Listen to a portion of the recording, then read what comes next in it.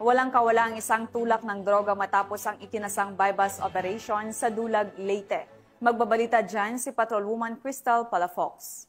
Ng mga otoridad ang isang grade-level individual si kinasang bypass operation sa Barangay Rizal, Dulag, Leyte. Bandang alas 6:55 ng gabi, nang ikasang operasyon ng mga tauhan ng Dulag Municipal Police Station, Station Drug Enforcement Unit, Leyte Provincial Drug Enforcement Unit, Regional Intelligence Unit 8, City Intelligence Team Tacloban at Leyte Provincial Intelligence Unit sa koordinasyon sa Philippine Drug Enforcement Agency 8. Nakumpiska sa suspek ang 5 pakete ng hininalang shabu na may tinatayang timbang na 5.16 na gramo na nagkakalaga ng 35,088 pesos, isang 500 peso bill na ginamit bilang bypass money at isang plastic canister. Maharap ang suspek sa kasong paglabag sa RA 9165 o Comprehensive Dangerous Drugs Act of 2002. Patuloy na pinaiigting ng pambansang pulisya katuwang ang iba pang ahensya ng gobyerno ang kampanya laban sa ilegal na droga at iba pang uri ng krimen upang matiyak ang kaligtasan at seguridad ng mamamayan tungo sa mas ligtas at drug-free na lipunan.